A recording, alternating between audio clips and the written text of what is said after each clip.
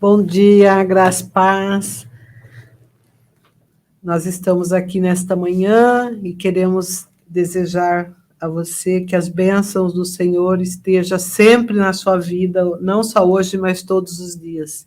Amém. Que a porta do céu se abra sobre a sua casa nesta manhã, em nome de Jesus. Em nome de Jesus. Bom dia, Bruno. Bom dia, pastora. Bom dia a todos aqueles que estão nos assistindo, nos ouvindo.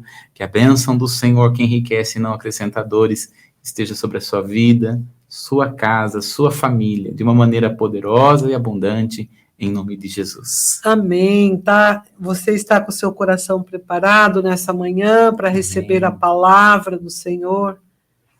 Tem um texto, um versículo, né, em Provérbios, que fala: filho meu, dai-me o teu coração, né? Aleluia. Deus, ele pede o nosso coração, e quando assim nós entendemos, nós pedimos ao Senhor que ocupe o primeiro lugar no nosso coração, e a gente sabe que as demais coisas, elas só vêm por acréscimo. Aleluia. E ele fala que quando nós buscamos a Deus em primeiro lugar e a sua justiça, que as demais coisas é só acréscimo nas nossas vidas.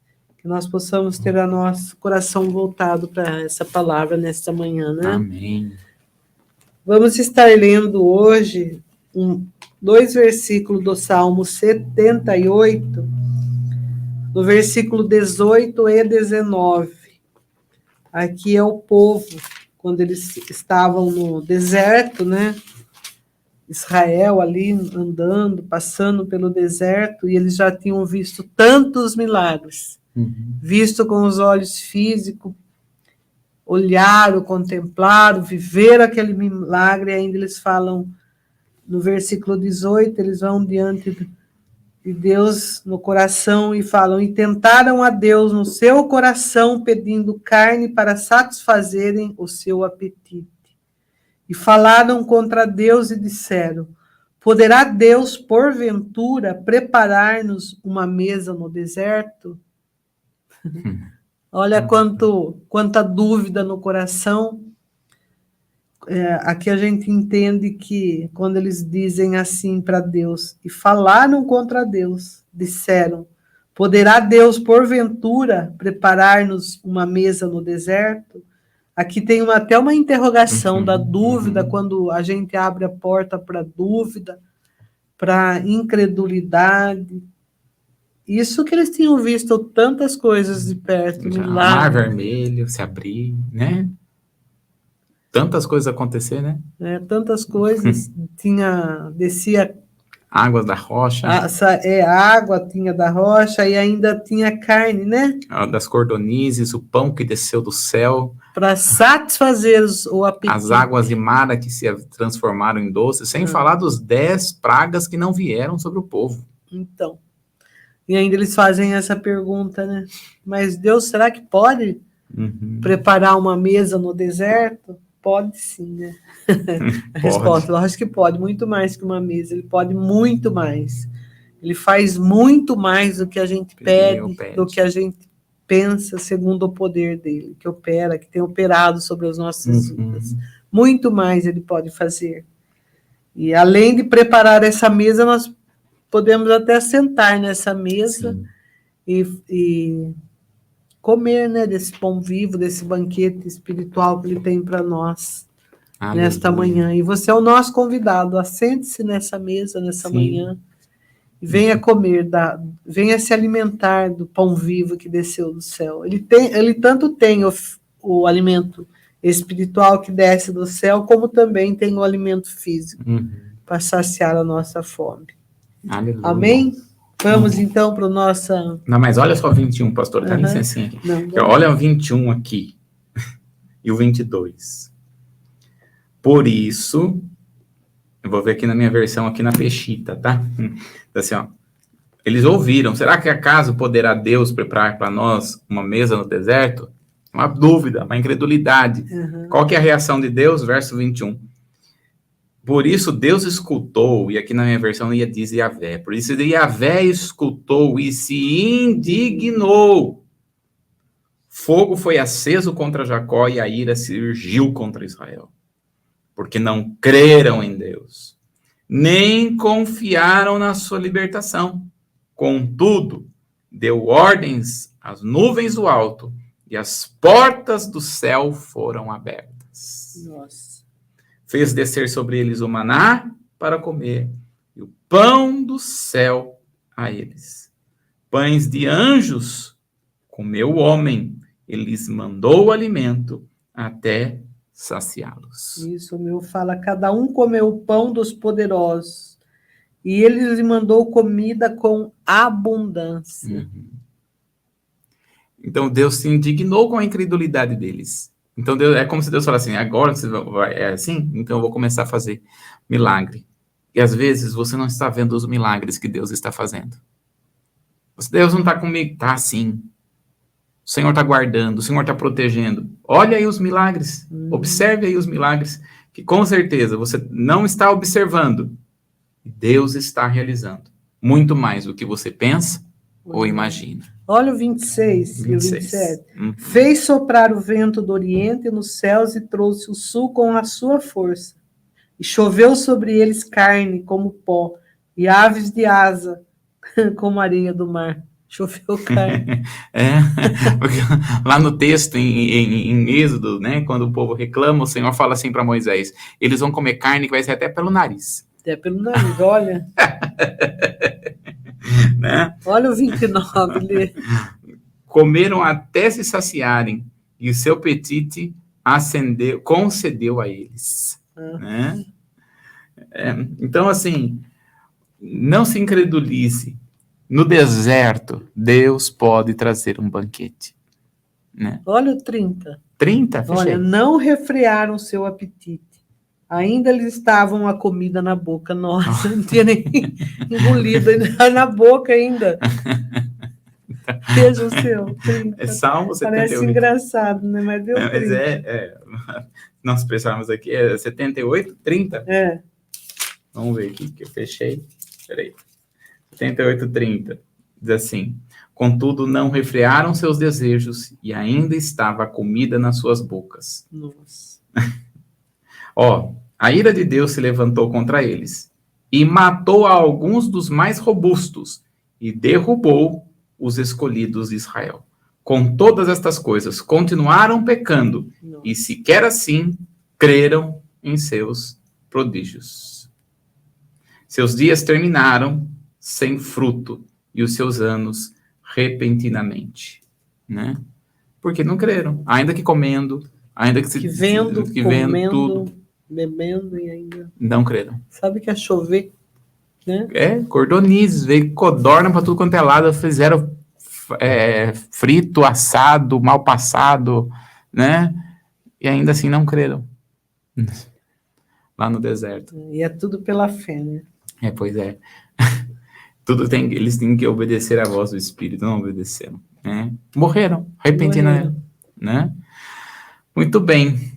Você que está aqui nos ouvindo, nos assistindo, deseja fazer parte desse ministério, nos ajudando para que o Evangelho do Senhor possa chegar, nos ajude a melhorar as nossas transmissões, fazer com que o som fique cada vez melhor, as imagens cada vez melhor. Eu tenho certeza que vai ser uma grande bênção na sua vida, pois tudo que nós semeamos, certamente nós colheremos. Né? Em nome de Jesus. E também nós convidamos você a participar dos nossos cultos. Nós temos aqui toda a quarta-feira da Vitória, a partir das 20 horas, a Rede de Impacto às 19h30 e o culto da família às 19 horas aqui no Templo Vivo. Participe e também convide outras pessoas para estar aqui conosco. Você também pode fazer parte das células que estão em diversos lugares da cidade e eu tenho certeza que você será grandemente edificado. Amém. Em nome de Jesus. Amém? Amém. Estamos estudando sobre o galardão, né? O galardão, a recompensa dos salvos. E nós estamos baseados aqui, Apocalipse 22:15. Eis que venho em breve. A minha recompensa está comigo e eu retribuirei a cada um de acordo com o que fez. Apocalipse 22:12. Muito bem. Estamos falando sobre salvação, a doutrina da salvação. E hoje nós vamos entrar na outra parte da salvação. Vimos que a salvação é pelo arrependimento, mas a salvação, por a palavrinha que você falou hoje, pela fé. Né? Então nós vamos ver aqui a fé e seu significado. Está aí na tela para vocês. O conceito de fé no Antigo Testamento surge da raiz de alguns termos hebraicos que indicam confiança digna, lealdade e fidelidade, de confiante descanso numa pessoa. Isso é fé. Coisa ou testemunho, aceitação da veracidade de um testemunho, entrega confiança, esperança em Deus quanto ao presente e futuro. Olha só, este é o conceito da palavra fé no Velho Testamento. Porque nós não vamos ver a palavrinha fé no Velho Testamento. Só tem 2 vezes no Velho Testamento a palavra fé. Primeiro ele vai falar lá em Abacuque, que fala, o meu justo viverá pela sua fé. E depois a raiz dela que vai trabalhar sobre fidelidade. Por isso nós vamos ter em Hebreus capítulo 11 falando sobre os heróis da fé. Porque até então não se falava da fé. Quem realmente veio falando a respeito da fé foi Jesus. Jesus é que começou a falar assim, você foi curado pela fé, você foi salvo pela fé, nunca vi tamanha fé em Israel. Foi Jesus que começou a trabalhar o conceito de fé. Já havia no espírito do homem. Está aí na tela. No Novo Testamento, fé é altamente preeminente. O substantivo no grego fé, que aí eu não coloquei a palavrinha, mas no grego é a palavra pistis, tá? Fé é fidelidade, confiança, lealdade, e o verbo cognato criar, estar convencido, confiar, dar crédito, ocorre mais de 240 vezes no Novo Testamento. E o adjetivo fé, no sentido de confiável, digno de confiança, ocorre 66 vezes. Sua aplicação mais comum é de crença ou convicção intelectual apoiada em testemunho. Olha, por exemplo, 2 Coríntios, capítulo 4, no verso 13, que ele vai trabalhar esse significado aqui de fé. E é importante nós entendermos aqui a respeito de fé, porque a fé, nós vamos estudar aqui algumas dimensões de fé, mas a fé ela está na dimensão do espírito e não de alma. Mas dá uma olhadinha em 2 Coríntios 4, 13. E temos, portanto, o mesmo espírito de fé, como está escrito, cri, por isso falei. Nós cremos também, por isso também falamos. Então, olha só qual que é a dimensão de fé no Novo Testamento. No Velho Testamento, a dimensão de fé é por ação. A fé, ela exige uma ação. Então, por isso que nós vamos ver, dentro dos heróis da fé, pessoas que agiram, tiveram e fizeram com a ação, né? Ele vai trazer vários lá, Baraque, ele vai trazer Abraão, vai trazer Jaque, né? Noé, vai trazer homens e mulheres que tomaram atitudes de fé. Mas quem é o pai da fé mesmo vai ser Abraão. Porque Abraão, ele não vai tomar uma ação apenas, mas ele vai tomar uma ação agindo por fé. Por exemplo, quando ele vai levar o filho para ser sacrificado, ele tem uma ação de obediência. Mas diz a palavra lá em Hebreus, que ele, crendo contra a esperança, cria que o próprio Deus era poderoso para ressuscitar o filho, né? Então, por que crendo contra a esperança? Porque ele ia morrer. Qual que é a esperança que ele ia ter? Então, ele cria em Deus de que o Senhor ia poder ressuscitar.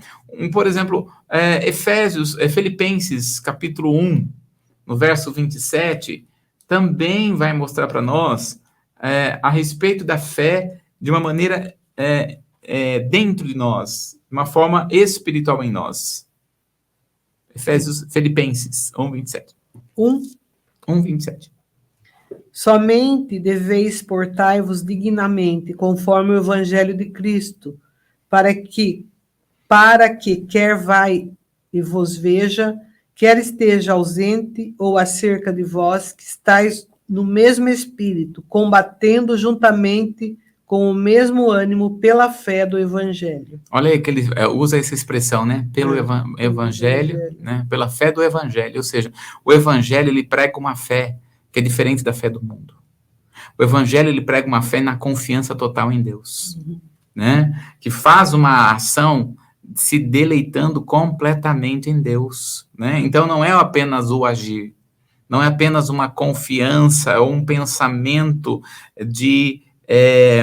um pensamento positivo, mas principalmente o fato de se deleitar na pessoa de Deus, né? E nós vamos ver que a fé é a completa confiança em Deus, em Cristo, para a redenção, para nossa salvação. Por exemplo, nós temos aí Romanos, capítulo 3, no verso 22 e o verso 25. Romanos 3, 22.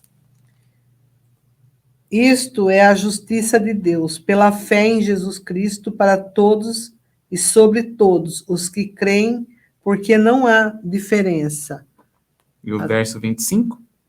Verso 25. Ao qual Deus propôs para propiciação pela fé no seu sangue, para demonstrar a sua justiça pela remissão dos pecados dantes cometidos, sob a paciência de Deus. Muito bem, então nós temos aí a fé fundamentada no Senhor.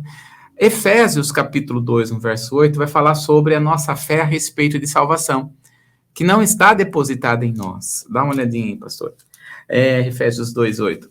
A verdadeira fé está depositada na pessoa de Jesus, e não naquilo que nós fazemos, ou na obra que nós estamos realizando. É Romanos? É Efésios. Efésios. Isso, 2, 8. Acho que eu falei Romanos.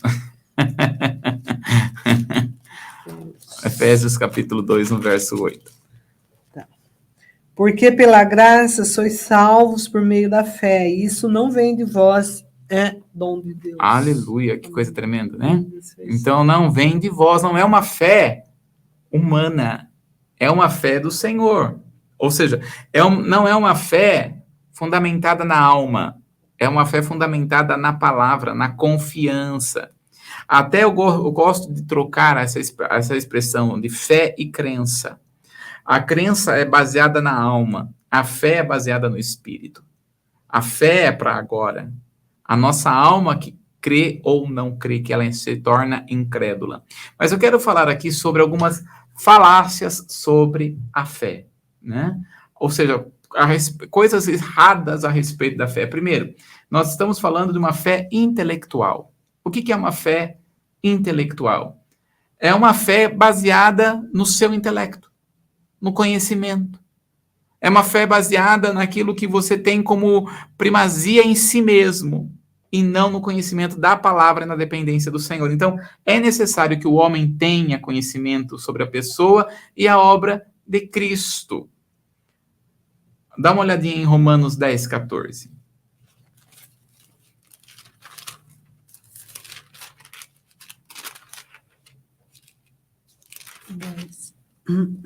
Como, pois, invocarão aquele em quem não creram? E como crerão naquele de quem não ouviram? E como ouvirão se não há quem pregue? Então, olha só. Mas o conhecimento, está aí na tela para você? Mas o conhecimento, né? Então é necessário que o homem tenha conhecimento sobre a pessoa de Cristo e a obra dele. Mas o conhecimento de fatos sobre Deus ou Cristo não é suficiente para que as pessoas tenham conhecimento de Deus. A palavra fala que os próprios demônios têm conhecimento da pessoa e das obras de Deus e tremem. O fato da pessoa ter conhecimento intelectual, tem gente que tem conhecimento de Deus. Né? Tem gente que fala assim, eu conheço a Bíblia de capa a capa, mas a única capa que é de capa a capa. Né? Mas não tenho conhecimento. Meu povo sofre, perece por falta de conhecimento. Que conhecimento que é esse? A palavra conhecimento para o judeu é como um homem conhece uma mulher. Relacionamento. Então não basta ter um conhecimento bíblico. Tem que haver relacionamento com o Senhor. Tem que haver relacionamento com Deus, né? Outra falácia sobre fé é o que nós chamamos de fé histórica.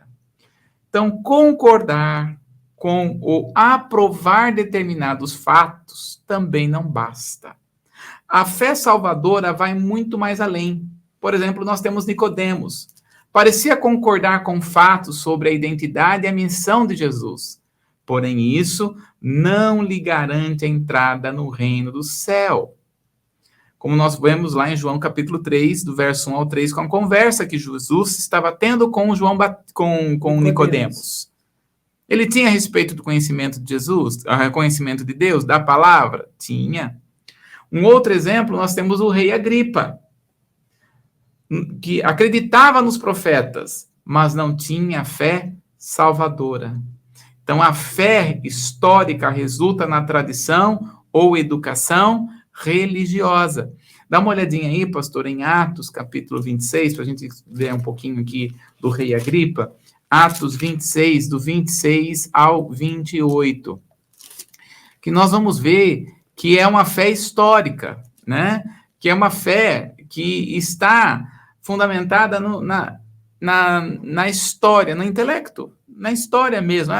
Eu tenho fé em Jesus. Por quê? Porque ele esteve aqui. Porque ele andou aqui. Porque ele fez milagre aqui. É uma fé histórica, mas não é uma fé de relacionamento. Atos 26, do 26 a 28. Porque o rei, diante de quem falo com ousadia, sabe essas coisas. Pois não creio que nada disso lhe é oculto, porque isso não se faz em qualquer canto. Crê tu nos profetas, ó rei Agripa? Bem sei que crê. E disse Agripa a Paulo, por pouco me queres persuadir, a quem me faça cristão. Olha só, ele até cria, o rei Agripa, nos profetas. Aí Paulo fala, eu sei que você acredita nos profetas, né? Talvez ele acreditasse nos profetas porque os profetas falaram e aconteceu. Uhum. Não, aquele profeta falou e aconteceu. O profeta Daniel falou e está acontecendo o que o Daniel está falando. Mas ele está acreditando no profeta e não no Deus do profeta. E tem muita gente que é assim, né? Acredita no profeta religioso, mas não naquele que é o verdadeiro rei, o verdadeiro senhor, né? Então, troca-se, é uma fé baseada na fé histórica. Eu acredito na Bíblia. Por quê? Porque ela é comprovada, é histórica. Mas só fica nisso. Uhum. Né? Uma outra fé é o que nós chamamos de fé miraculosa. Muita gente acreditou no poder de Jesus após a multiplicação dos pães e dos peixes, a ponto de desejarem torná-lo rei. Não isentou que Jesus identifica a sua incredulidade nas pessoas. O interesse das pessoas dizia a respeito somente aquilo que ele poderia oferecer. Vamos lá, pastora. João capítulo 6, do 14 ao 15. João capítulo 6, do 14 ao 15. Depois João capítulo 6, o verso 26 e o verso 64. 6, 14. Vendo, pois, aqueles homens o milagre que Jesus tinha feito, diziam, este é verdadeiramente o profeta que deveria vir ao mundo. Sabendo, pois, Jesus que haviam de vir arrebatá-lo para fazerem rei, tornou a retirar-se ele só para o monte. Olha só, porque Jesus multiplicou o pão, o que o povo queria fazer? Vamos fazer dele um rei. Ele um rei. Crer na fé miraculosa. Aliás, tem muita gente que só crê em Jesus porque faz milagre. E quando Jesus não quiser fazer milagre? Né? E quando Jesus não fala, não vou fazer, não quero fazer. Eu tenho todo o poder, mas não quero fazer.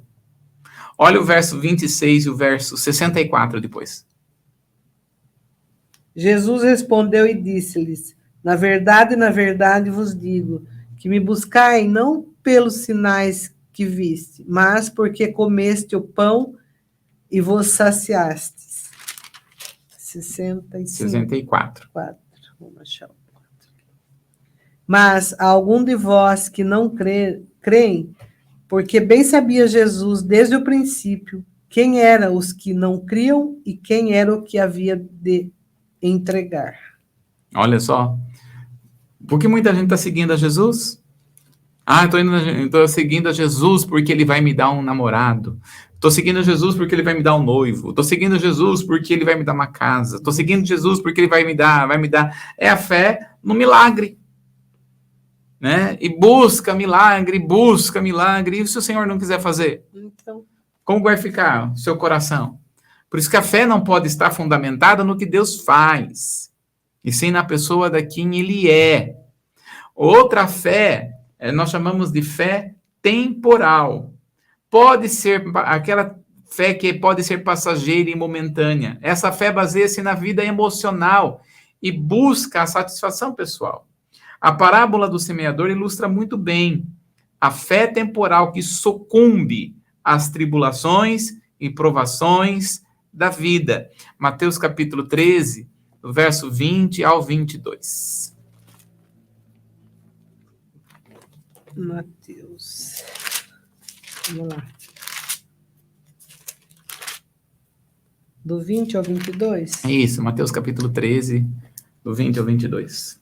Porque o que foi semeado em pedregais é o que ouve a palavra e logo a recebe com alegria, mas não tem raiz em si mesmo, antes é de pouca duração, e chegada a angústia, a perseguição por causa da palavra, logo se ofende. E o que foi semeado entre espinhos é o que ouve a palavra, mas os cuidados deste mundo e a sedução das riquezas sufocam a palavra e fica infrutífera. Olha só, aquela pessoa que tem uma fé temporal, é aquela pessoa que recebe a palavra com alegria, mas o que acontece? As tribulações, as dificuldades da vida, as provações, vai tirando a fé da pessoa. Jesus não disse que não iríamos passar por dificuldades. Ele disse, no mundo tereis aflições. E por isso as aflições, elas vêm, mas elas vêm para também trabalhar em nosso coração. Né? Deus não vai dar algo que nós não venhamos conseguir ultrapassar. Ele está conosco para nos ajudar. Né? Então nós temos essa fé que são falácias da fé.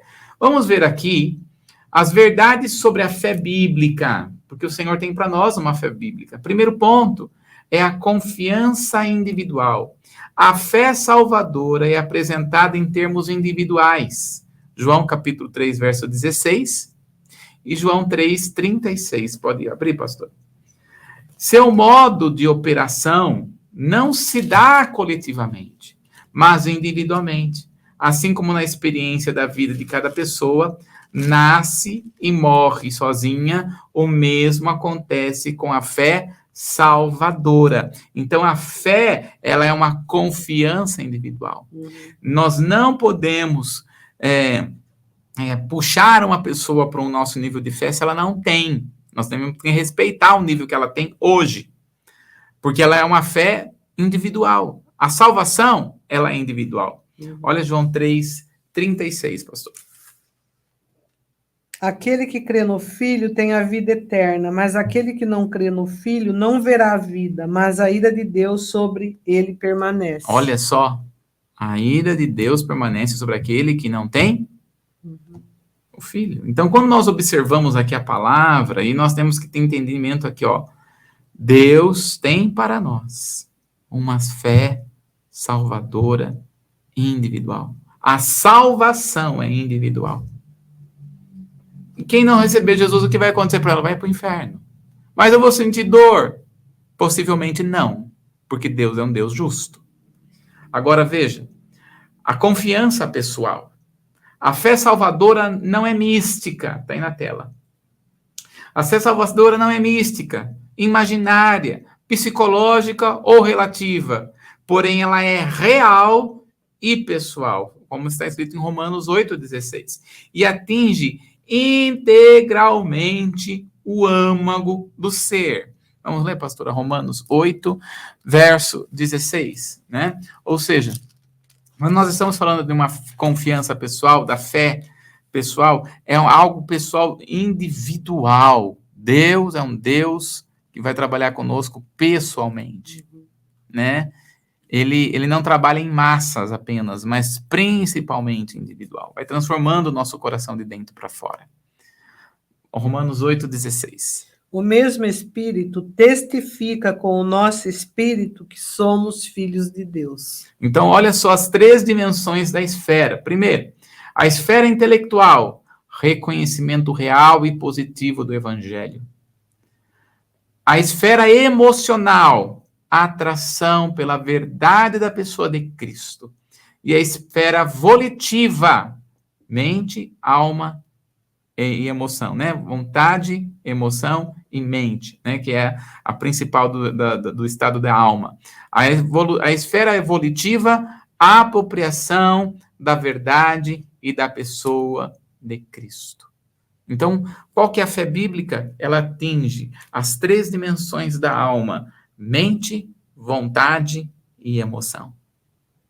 Ela vai trabalhar em nosso coração de uma maneira real e poderosa. Amém, pastor? Amém. Então, nós vamos ficar por aqui, em nome de Jesus. Nós estaremos de volta semana que vem para louvor e glória do Senhor. Amém. Deus te abençoe, que Ele faça resplandecer o rosto dele sobre ti e te dê a bênção, em nome de Jesus. Amém. Amém.